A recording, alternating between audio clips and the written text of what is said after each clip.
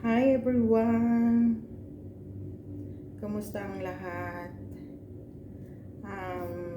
Hi po sa lahat ng bisita ni Jonas. Ayan, Jonas, happy birthday at happy birthday na rin sa sarili ko. Kasi alam mo na, parehas tayong October at magkasunod lang ang ating birthday.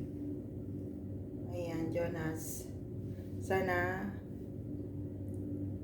hindi ka magbago at ayan, 7 years old ka na.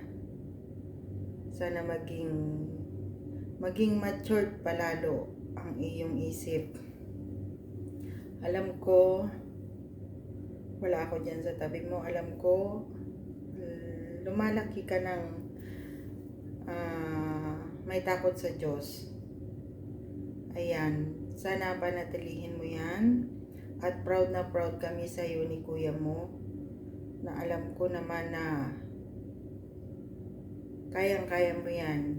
Huwag kang matigas ang ulo kay Ate Alice para hindi kayo nag-aaway. Mag-aral lang mabuti.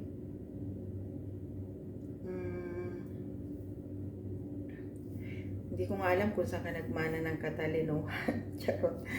Ayun, Jonas, basta isipin mo lagi, kahit malayo si Mami, andito lang ako para sa inyo ni Kuya.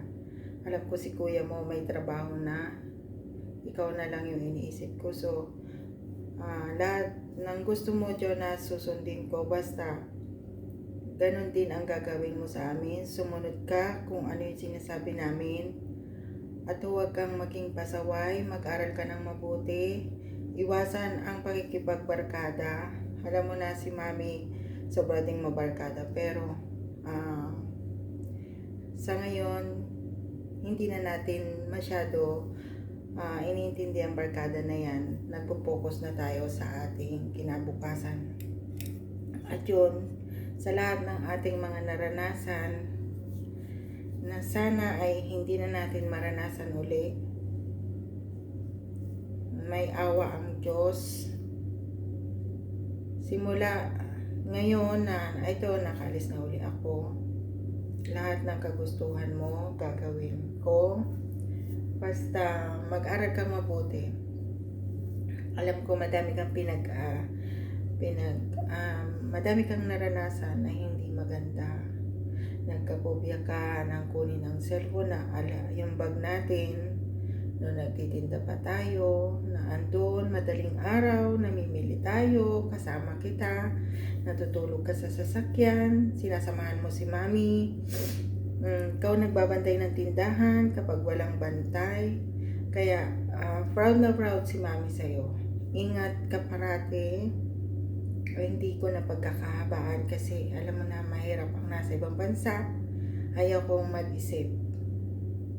Basta, isipin mo na mahal ka namin ni Kuya.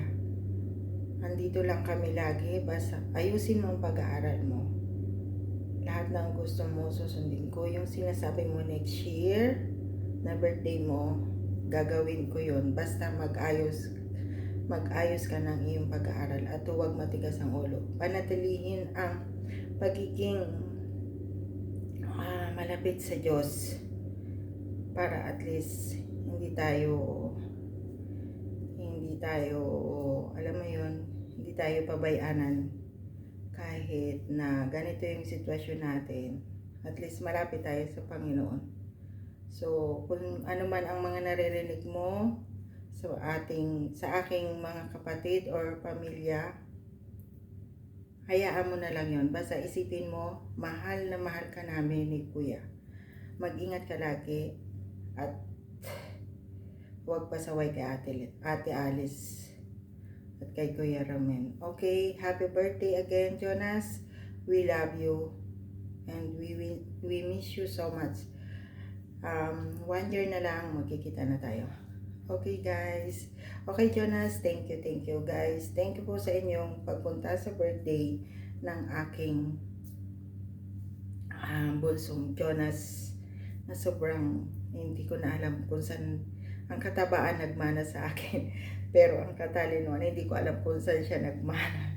Okay. Okay guys, thank you po sa inyong pagpunta. Sana po mag-enjoy kayo. Bye Jonas! We love you.